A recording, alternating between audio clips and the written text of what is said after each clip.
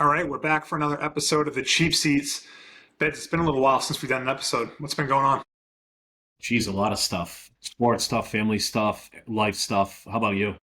Same, like ton of sports stuff to talk about. I'm excited to dig back into it because we've done a couple mortgage pods, but the Cheap Seats been back burner for a couple months, and we are in the middle of NFL playoffs, and the NBA season's going, MLB off season's going, so there's a whole bunch of stuff to talk about. The way we're going to do the episode today, and maybe moving forward, I'll be interested in what you think, is rundown style, like PTI or the old Barstool Rundown podcast where we have 10, 11, 12 different topics, 3 minutes on each, kind of Yep. firing away, but keep things moving too. I'm not super fancy with the graphics on the side of the screen that would show them to other people, but I got my list and we'll just keep it moving. 3 minute timer goes off, it's on to the next thing. So I read through your list, and then I got to the Red Sox section of Bregman to the Cubs, and I had to giggle. You always we'll catch me. leave off what I said, but I'm sure we'll talk a little bit about it in a few Yeah, topics. So yeah. You always catch me off guard with your one-liners. I love it. all right, so I'm gonna get started. You ready? I'm ready to dive in, man. I'm excited about this. Obviously, sports are big for us, so let's do this. All right, 3 minutes, dude. First thing, Pats-Texans matchup on Sunday. How are you feeling after watching the Texans-Steelers game on Monday night? I felt like the Steelers kind of paper tigers in that paper tiger area, so I wasn't surprised, but it did take the Texans a little while to get going on the Absolutely. Steelers. Yeah, so I went it's to bed like, and I think they were up 7-6, and then they obviously went on a run. CJ Stroud did okay that second half. But yeah, at first I was like, I don't care which teams of these we play. And now it's like the Texans could be legit. They have a great defense. Obviously, still have to come into Foxborough, but it'll be a tough game. I looked at the rosters. That was actually Drake May's first start last year, was against the Texans, and I think he put 35 points on the board against them. I think it was 35, and I think so. I took a look at the rosters from that game and in the one that we have this weekend, and I think there were only 7 different players on the roster. So Drake is seeing this team again for the second time, and it's a really good defense. The Yeah. Texans have a So really good some defense. people would say that they're the best defense in the league. So that's going to be a real challenge for Drake, who had a shaky first half last week. First playoff game, so maybe Yeah. there was some nerves. He seems like he's pretty cool with that sort of stuff. But first playoff game's a little bit tricky, but he really came on in the second half. So we'll see if he keeps it going on Couple Sunday night. things. Couple things about it. Vegas has it. Where are we, Randy? -3 New England, over under 40 and a half, so they're not expecting a lot of points. I don't know. What do you think about that line? It sounds about right, man. Like to me, that's an old school pick 'em really is what Vegas thinks, and they're giving the 3 points to the home team. So it really could go either way. That over under is it's tough to say, dude. I've been awful with my over unders this year on games, so it just really depends on that first quarter if they come out hot. I was shocked at what the score was for the Pats game last weekend at halftime, so not putting up points. So maybe 40 is right. Maybe a good defense like that. Pats also have a good defense, so maybe that's the right number. So I would probably take the over because I think overs are funner than taking unders, but honestly, I wouldn't be surprised either way. Line play is going to be huge. Houston's secondary, I think, was ranked second in the league. The opinion of our wide receivers and what we have for offensive weapons is what it is. I think it's going to be a ground game. I think it's going to be just the big guys up front just beating on each other. I really hope our line shows up. If our line shows up, New England by 300. Yeah, I like it. So I'm going to ask you if any of had New England or Texans. I'll keep taking New England. I'm behind Drake May. We'll see if we have by him what I think for next week, but I'm taking New England. So that's 3 minutes, my dude. Ready for the next one? Let's hit it. All right. The other game that I think is important for us, Bills at Broncos. Yeah. Buffalo, are they a team of destiny this year? Is this Josh Allen's year with Lamar, Burrow, Mahomes out of the playoffs? Are we overthinking the fact that they're a wild card team? Like this is Josh Allen's year and he's just going to win all these games on the road and bring it to the Super Bowl? Couple of injuries in Buffalo, I think, made that win-loss record a little less than what it typically is. You still have probably one of the best quarterbacks in the. Is he the best quarterback in the game? He probably is. Yeah. He is, dude. He Yeah. really is. He's the man. He was unbelievable. That game against the Jaguars was something else. 4 lead changes in the fourth quarter, I believe, which is maybe the most in playoff history, if I remember correctly. But like, he's awesome, dude. Josh Allen's the man. I feel like whenever you have a guy that is, if you're not rooting for him, he scares the shit out of you.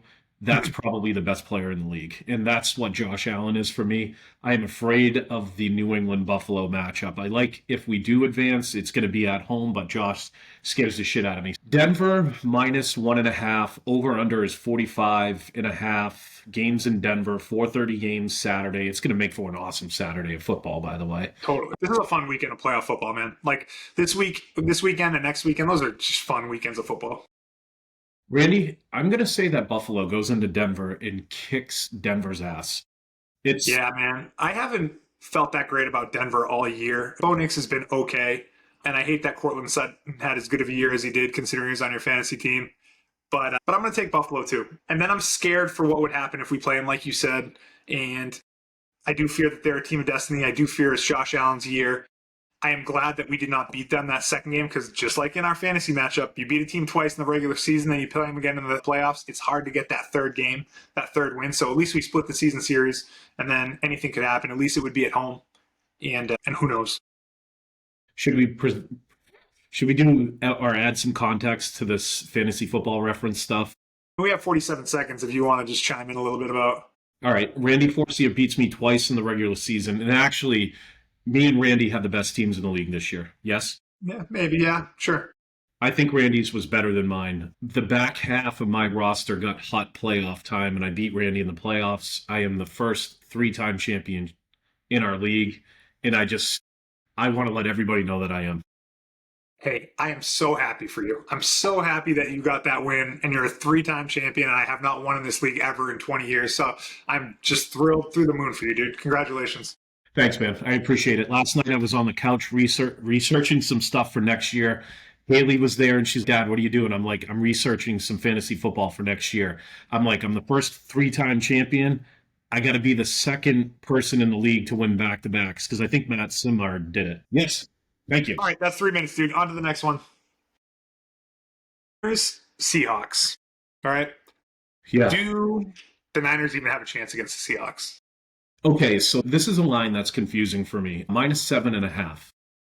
I know the game's in Seattle. I know Seattle had a really good game. We saw something last year with Darnold when it mattered. Do you remember that playoff game? He actually looked like dog shit in the playoffs last year after rolling the regular season. I'm not taking anything away from Seattle, but if I'm a betting man, which I tend to be on occasion, man, I take some sabbaticals, though, when I'm not winning. I'm not a chase it guy. I get Probably a good idea. Yeah. Man, I don't dislike San Fran in this game. What about you? Seattle's D is really good. And I don't know, man. Like, their defense is very good. And Darnold looks good, has looked good. But again, like you said, there's playoff Darnold. Don't love their running game. They have JSN, who's a freaking absolute stud receiver. But, like, the best player on the field is McCaffrey when he's healthy. Yeah. But the 49ers have had a lot of injuries, a ton of injuries. If I had to bet with the spread, I'd probably take the Niners getting the points. But Yes. like money line, I'd probably still go Seattle. I don't know. I think it was a big win for the Niners to get out of that Philadelphia game last week. So to think that they're also going to go into Seattle and knock out the 1 seed as well might be a little bit of a stretch this year, given the injury history they have. Yeah, I think Purdy's on a heater. Last couple of weeks, he's been on a heater. You always have the CMC factor. Jennings is always producing. I don't know. We'll see, man. I would actually take San Francisco in this game. I know it sounds crazy, but Money line, I love it. Yeah. I think it's funner if the Niners play. Like, I'm not a big Seattle guy in general. I think if Seattle made it to the Super Bowl, that'd be whatever. Like, I don't have strong feelings about anyone really on their team. I'm sure the league probably feels the same way. That's a little bit funner if the Niners get by, Shanahan gets by. He's always been flirting with a Super Bowl. Yeah, I think it'd be funner if McCaffrey made it to the NFC Championship of the Super Bowl. And it's a bummer about Kittle, too. That injury was grim last week. Yeah. Maybe that motivates some of the guys to win it for him. Yep. Good use of Grim. Number 2, Jackson Smith and Jigba. Greatest name in football. What a freaking name. I like JSN. I can't even try to say that name. All right, that's 3 minutes on that one, dude. Next one. We got the Rams and the Bears. Was it surprising to you that Chicago won that game last week? Because it was for me. Dude, are you kidding me? I'm freaking shocked, man. But I will say Caleb made one of the best throws that you're ever going to see ever moving to his left, about to get rocked, drops it in the perfect. And he's been coming on lately, man. I don't know, people, I've been seeing him on this list. Like, I saw this list online. It was like the top 8 quarterbacks left in the league, or in the playoffs, and people were ranking like Caleb. It was like Allen, then Stafford, then May, and then people would put Caleb as the 4th best quarterback left in the playoffs. It's, wow, man, he's really come on from what I thought he was last year as a rookie. I'm happy to see it, to be honest with you. I think it's a good thing for football that Chicago's in it. Your old school teams, one of the original teams. Chicago is a good football area. And I think that area is like craving a winner. It's been a while since the Bulls, the Cubs. The Cubs grabbed one a couple years back, Yeah. but for the most part, the whole area has just been dealing with losing for quite a while. Especially the Bears, dude. Like, people are still hanging on to 1985. There's a few Bears fans in my life that are fans because of that run, God, 40 years ago. So they're due. They haven't had a quarterback in forever. So I hope that for them, Caleb is this guy, and it's looking like he might be. But they got Stafford on the other side of things, and they have some freaking weapons on the Rams. They have Puka's the best receiver in the league. Devontae's still a great receiver. Everyone thinks that Stafford's going to win MVP. Do they take that next step and go to the NFC Championship game? What's the spread? Yeah, I was just looking at that. -3.5. The Rams are giving. I believe it. I believe it. They are thinking it's going to be a high-scoring game. 48.5 is the over-under. So my question to you, give me the over-under, yes or no, and who are you taking? I take the Rams in the over. I do think the Rams... Wow, you like that, huh?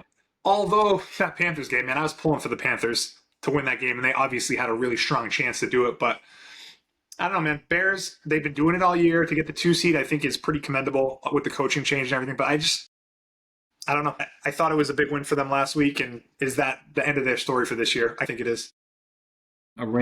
So I did some Googling while you were talking. So this random list here that one of the websites produced, remaining quarterbacks in the playoffs, rank them 1 to 8. It has Allen number 1, Stafford number 2, Drake 3, Darnold 4, Nix 5, Stroud, Caleb, and then Brock. Brock at number 8 was really surprising to me, but this is... It's tough when you get past that top 3.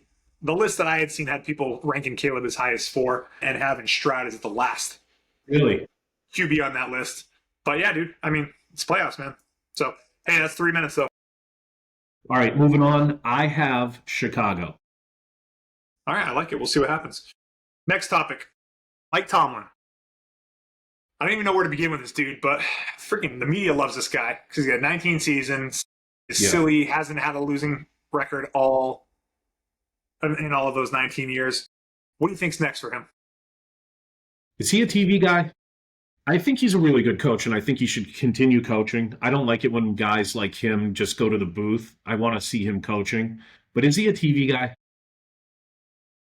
I've heard he's not coaching next year. I don't know if he stated that or there's some sources reporting that on ESPN that he's not going to coach next year. He's not going to jump into one of these openings, which we'll get to. I don't know. Does a football guy that is not coaching next year like completely remove himself from the game, or is he try to stay involved in it somehow, which TV would make a lot of sense for him?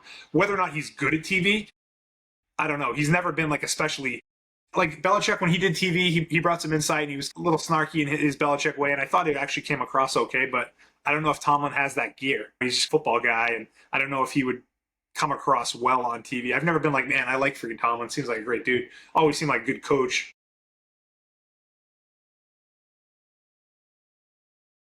So this is a random sort of thought that I have. So he stepped down. So he's still under contract. So if you're another team that wants him to coach, you have to compensate the Steelers. How long is he under contract for? I think next year is his last year. Yeah. Apologize if I'm wrong, but I know there's one more.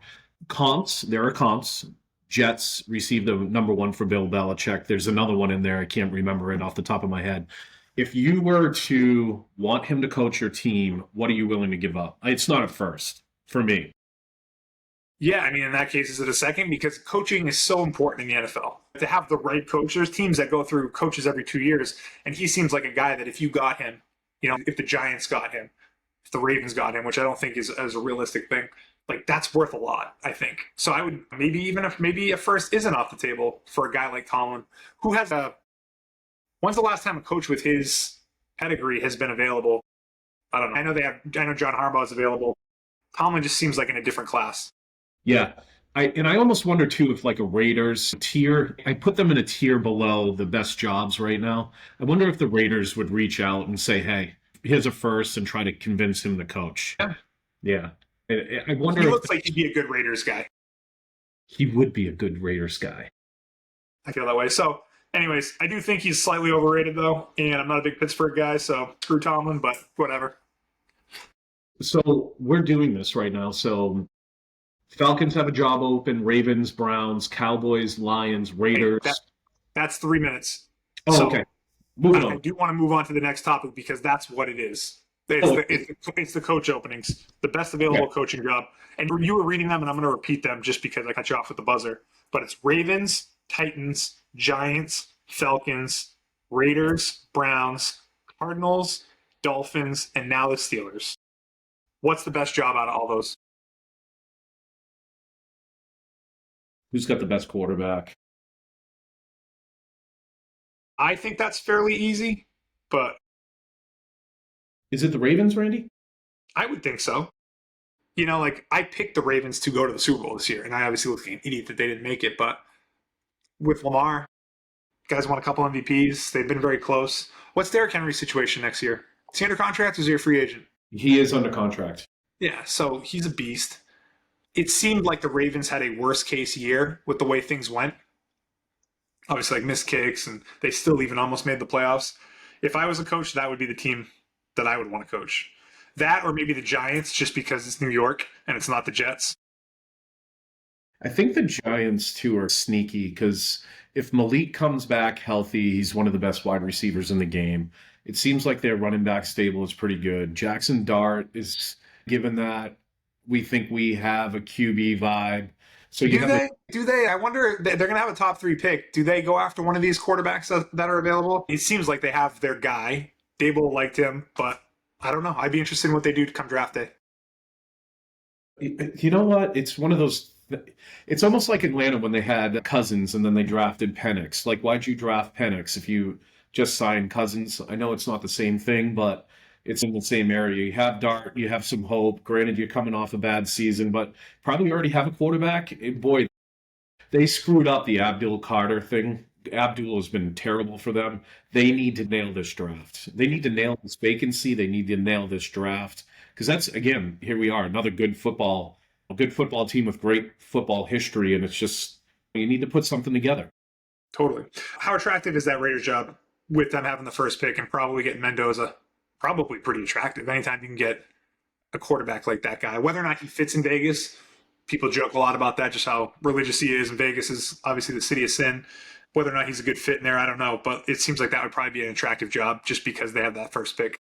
Yeah, and it's something Brady brought up too. Like, it's just Brady's with the Raiders, but Brady also brought up the fact that it's a really good thing to have a good head coach, your assistant coaches, that the whole tree is very good because when you have these young guys, you need really good teachers of football. And that's what I think now when I see these teams and their vacancies. It's if you could get the head coach, get the assistants, and get the good quarterback, I think that's the key to success for any of these franchises. And to your point, yeah, it's probably a very attractive job, but man, not a lot of winning the last 10 years.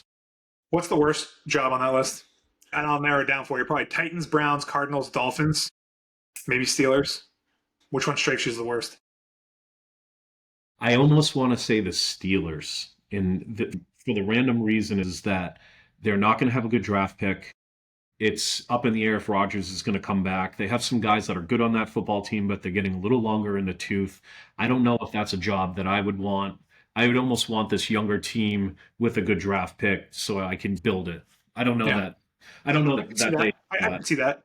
Cardinals maybe come to mind for me just because Kyler situation's kind of going to be coming to a head. Browns not so much just because their defense is really good. Maybe the right coach turns things around, but I don't hate that Steelers pick. I hate the Steelers, dude. I freaking hate the Steelers. You ready for the next thing? let's hammer. All right, cool. Next one. Last football one. Might as well have the topic, the conversation because it's going to happen before the next pod we do. But Stafford or May for MVP? Who gets it? I have a feeling that they're going to give it to Stafford. Yeah, How same about here. you? I Yeah. mean, I see all the people doing like the mental gymnastics to make the case for May, and he very well could get it. There are a lot of reasons to say he had more of the MVP season in terms of just all. He has the quantity of stats in terms of like percentage of completion percentage, total yards, rushing touchdowns, the wins for the team, stuff like that. But end of the day, Stafford has the most passing yards and he has the most touchdowns by a lot. And he's a guy that's had a great career, has won one Super Bowl, but never had an MVP. Like, it seems like a good accolade to give the guy in the last few years of his career. Yeah.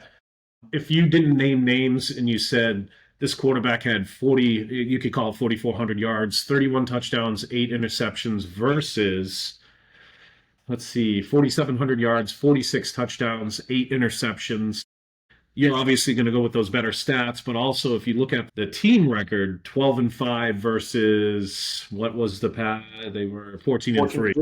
You're going to take the one division, the 2 seed, and obviously the Rams are the 5 seed. That's a big difference, dude. I don't think a lot of MVPs come from 5 seeds too often. They're usually from a 1 or 2 seed. Definitely not coming from a team that doesn't even win their own division. That's very strange. I know there's a lot of talk about strength of schedule, but I've seen some charts online just showing like previous MVP winners' strength of schedules and where they are. There's plenty of people that have had very weak schedules that have won MVPs over the years. Honestly, most of them are teams that have had a schedule in the 20s for most difficult, which is not that difficult.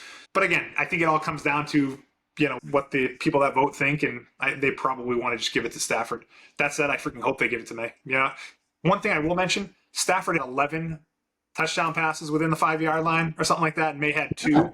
So they were clearly chasing that. I think he had 3 or 4 in that last game of the season. So they're definitely chasing the MVP for him, which is bullshit. And also, I will say, I think May didn't play in 45 minutes worth of games this year because they were up enough and they pulled him. Where for Stafford, I think he maybe didn't play like 3 or 4 minutes of the whole season. So, I don't know. Dude, Randy Forcier is fucking cooking right now. Let's go, Randy. They're going to give it to Stafford, but there's a case for May. And if he doesn't win it, hopefully he wins it next year, dude. So a touching point that you already mentioned, I was going to bring up the one, I think it was within the 2-yard line, and I believe, Randy, it was 12 touchdowns. It's 11-12 in that area. Yeah. Okay, I'm going to make a quick case for May, and then we could move on. I don't care, and I don't want to fucking hear it anymore from people who are talking about strength of schedule. The NFL has your top-tier teams, there's a middle pack, and then there's dog shit. It happens every year. You could rotate this schedule year over year. I don't want to go off and get misguided on this, but I'm so sick of this schedule thing. You had a team that won 3 football games. You have a new coach, new assistants, everything. Everybody had to play 17 games. This kid came out. If you extract this kid from our football team, what's the next best player? Probably a defensive player, Gonzalez on the corner. You have a bunch of free agents you signed. You take off Drake May, what does it look like? It looks like a bunch of fucking awful. Sorry to swear, it made no sense, but it's just, I don't know. If you look at just what he did for his football team and you throw away the stats, I like Drake May. Yeah, and that comes back to the argument of MVP, who's the most valuable player for their team versus who has the best stats, then that's another case to be made too. But I think you put Drake May on the freaking Rams and they go 17-0 and are number 1 seed in the NFC. So who knows?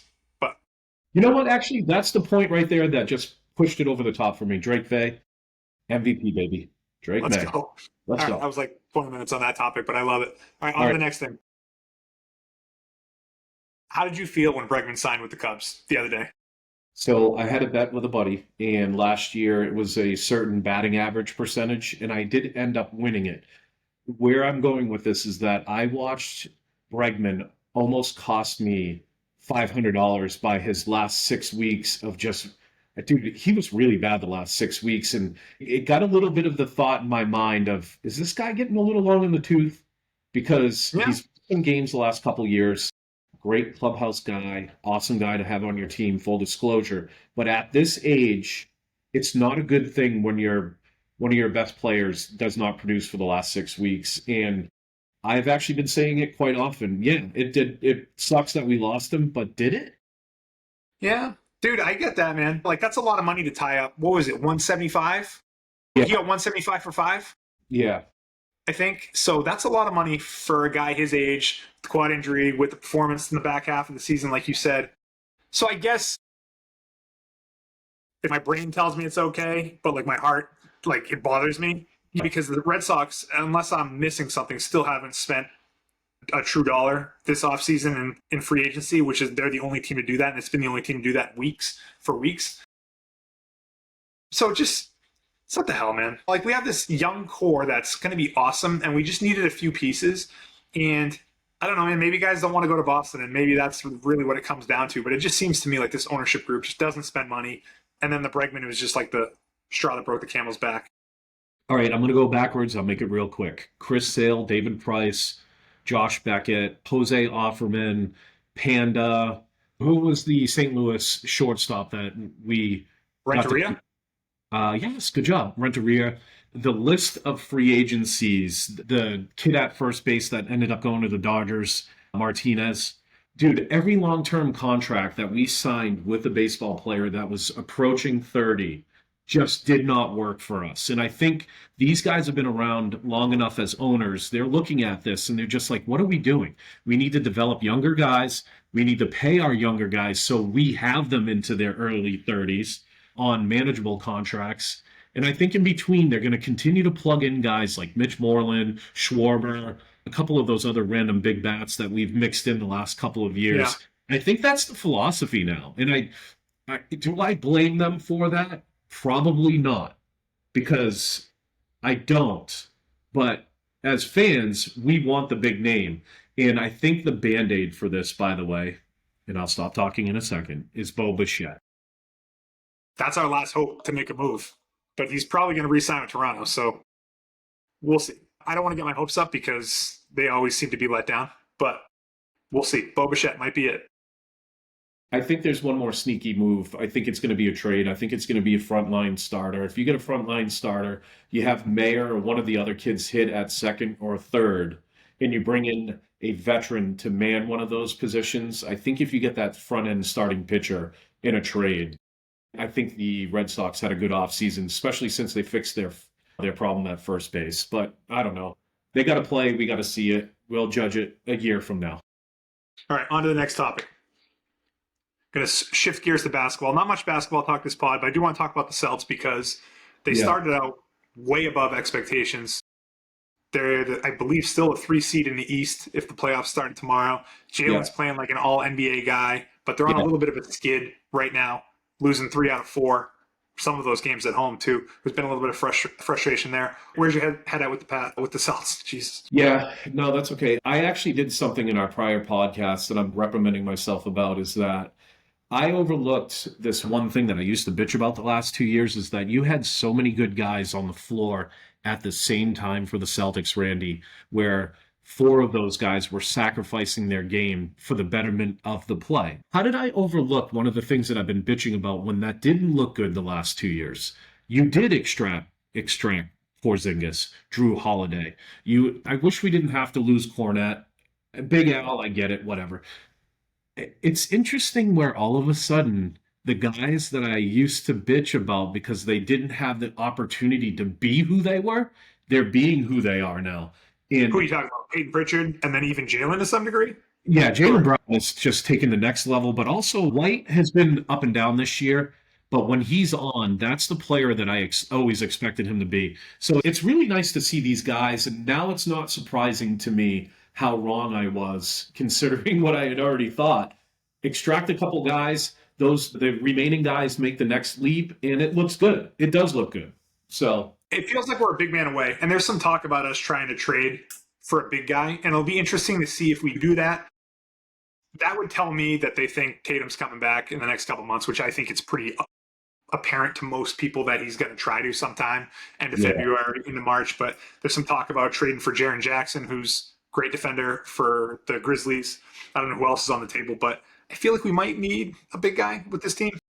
One thing I want to bring up is how good Brad cooks, by the way. Brad had zero money this offseason, and what he did with it, bringing in a couple of these guys and what they're producing.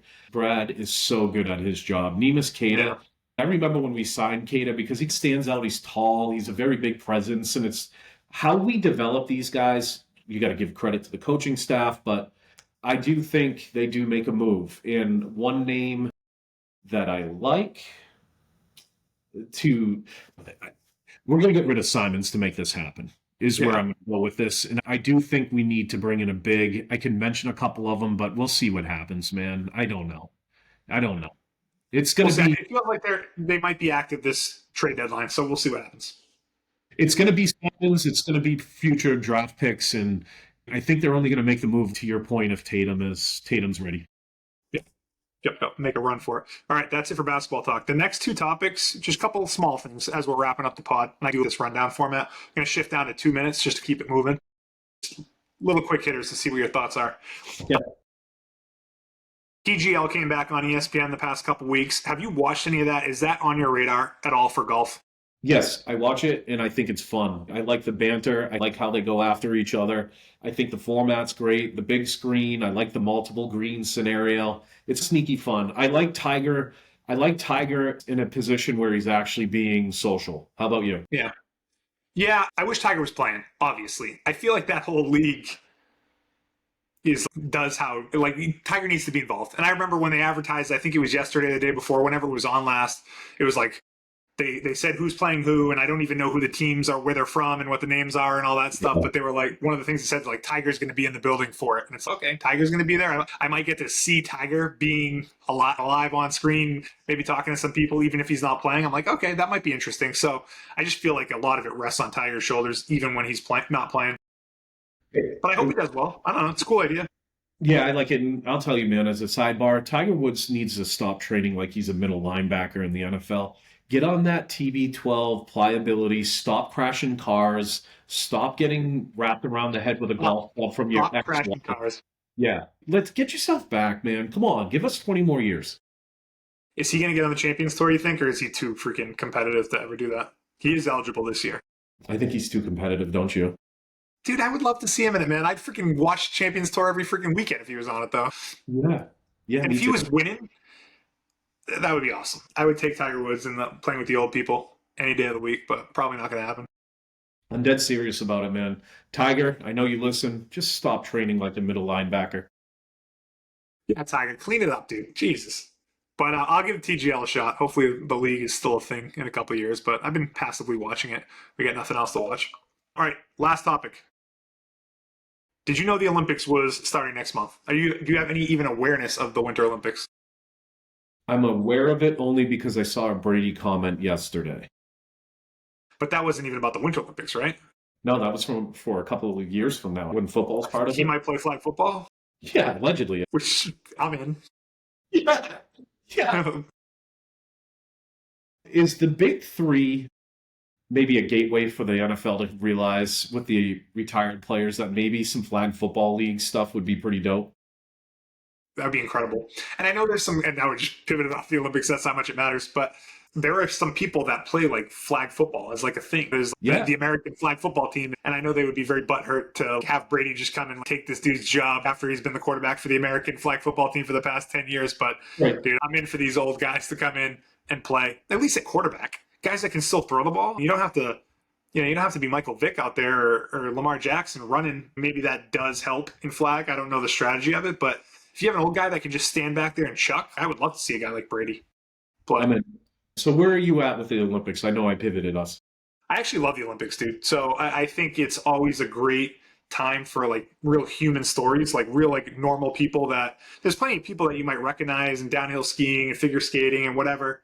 But there's also like a bunch of people that just have like regular jobs that are on the bobsled team or in the cross country, and they always manage to extract those stories. I remember there's a guy on the bobsled team from general like Newry, Bethel area, and his dad owned a restaurant in my condo, and they had a big party for him at this restaurant, and like all the condo owners went. He was there. We shook his hand, took pictures, and this dude is just from Maine, and he's on the bobsled team, and he went to wherever that last Olympics was. So I look forward to those stories and seeing people having their best day ever of their life when they're competing in these things.